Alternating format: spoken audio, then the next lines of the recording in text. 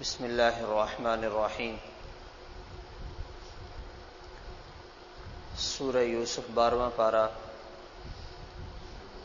آیت نمبر 41 سے لے کر 47 تک کا ترجمہ یہ ہے: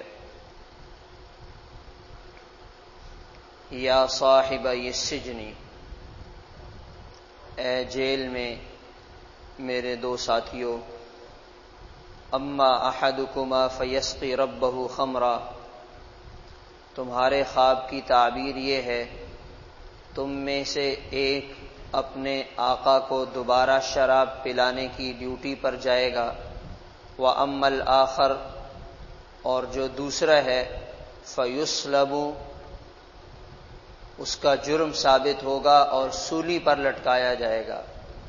فَتَأْكُلُ الطَّيْرُ من رأسی، اس کے سر سے پرندے آ کر نوچیں گے، قضی الامر الذی فیہ تستفتیان، جس چیز کے بارے میں تم پوچھ رہے ہو اس کا فیصلہ کر دیا گیا۔ وقال للذی ظن انہ ناج منہما، یوسف علیہ السلام نے اس شخص سے کہا جس کے بارے میں خیال تھا کہ یہ نجات پائے گا، میرا تذکرہ اپنے آقا کے ہاں کرنا، فَأَنْسَاهُ الشَّيْطَانُ ذِكْرَ رَبِّ، تو اسے یوسف علیہ السلام کا تذکرہ کرنا بھول گیا اور یوسف علیہ السلام کو جیل میں مزید کئی سال گزارنے پڑے۔ وقال الملک انی ارا، بادشاہ کہنے لگا میں خواب دیکھتا ہوں 7 موٹی گائے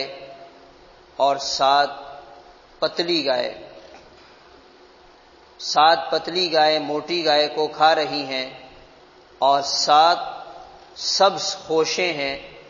اور دوسری طرف 7 خشک ہیں اور وہ بھی خوشیں ہیں۔ یا ایھا الملأ افتونی فی رؤیای، کہنے لگا اے میرے درباریوں تم بتاؤ اس خواب کی تعبیر کیا ہے اگر تم جانتے ہو۔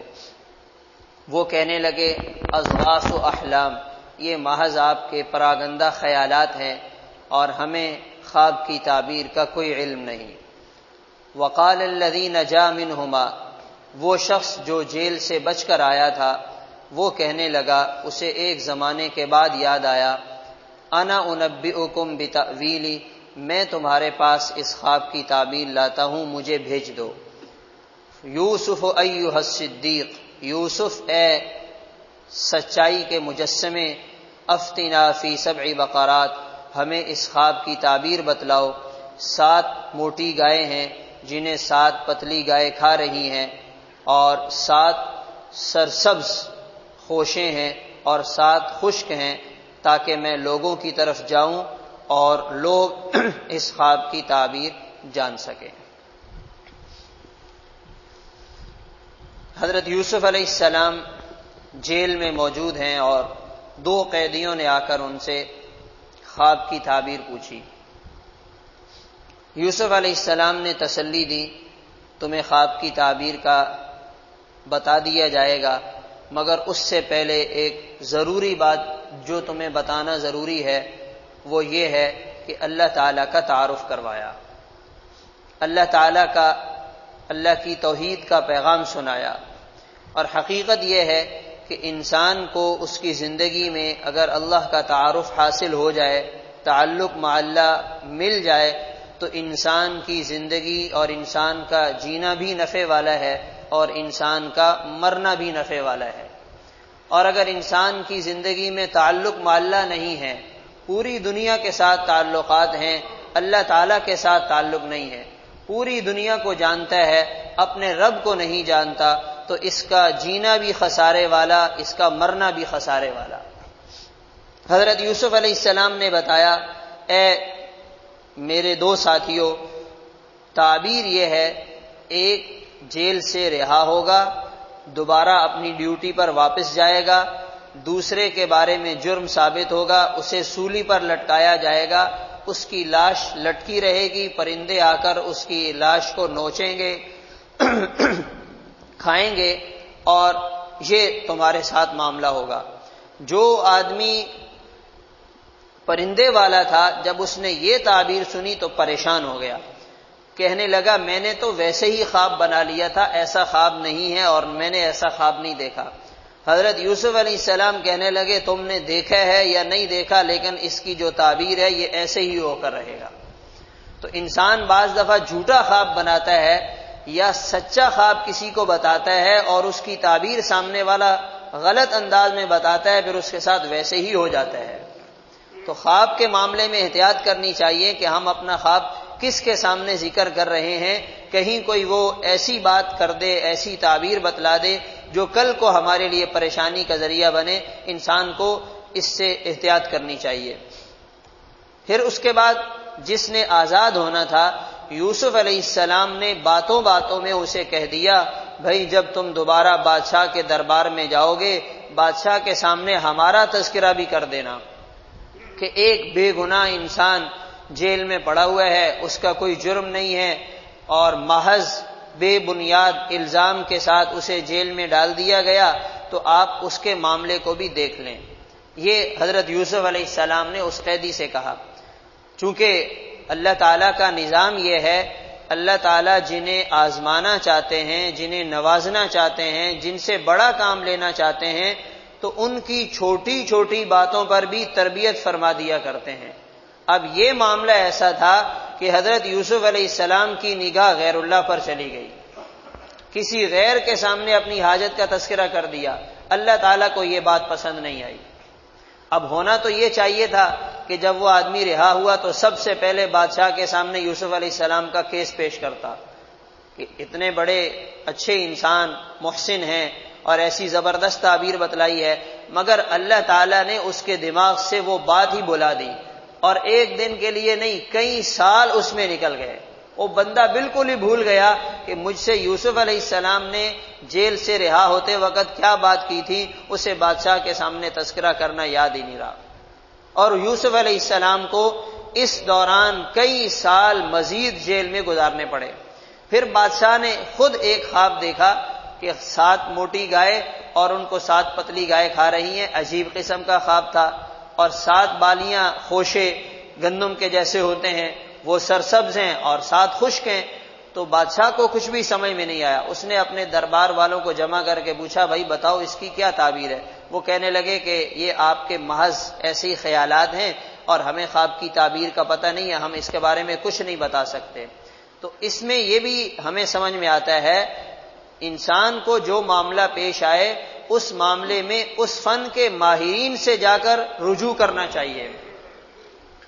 اس فن کے ماہرین سے وہ مسئلہ معلوم کرنا چاہیے۔ ہم صحت کا مسئلہ جو ہے وہ درزی کے پاس لے جاتے ہیں اور درزی کا مسئلہ کسی اور کے پاس لے کر جاتے ہیں۔ جس کا جو مسئلہ ہو اس فن کے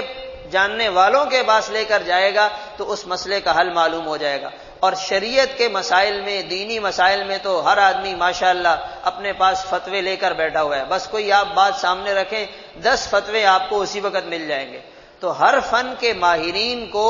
اس فن کے بارے میں، اس کی باریکیوں کے بارے میں خوب علم ہوتا ہے، ان سے مسئلہ معلوم کرنا چاہیے۔ اب یہ کہنے لگے ہم تو آپ کے دربار میں آپ کے سامنے بیٹھے ہوتے ہیں، ہمیں کیا پتا خواب کیا ہوتا ہے اور اس کی تعبیر کیا ہوتی ہے۔ انہوں نے صاف صاف منع کر دیا۔ اب یہ جب خواب سامنے آیا اس بندے کو فوراً وہ جیل والی بات یاد آئی کہ خواب کی تعبیر کا ماہر تو جیل میں بیٹھا ہوا ہے،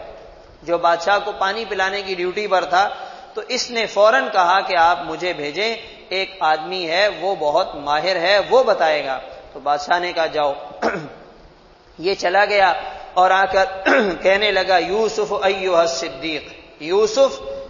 آپ کی ذات تو ایسی ہے جو سچائی کا مجسمہ ہے، آپ سراسر سچے انسان ہیں، آپ با اخلاق انسان ہیں، اور آپ میں ہم نے کبھی کوئی ایسی بات نہیں دیکھی، آپ ہمیں خواب کی تعبیر بتلائیے۔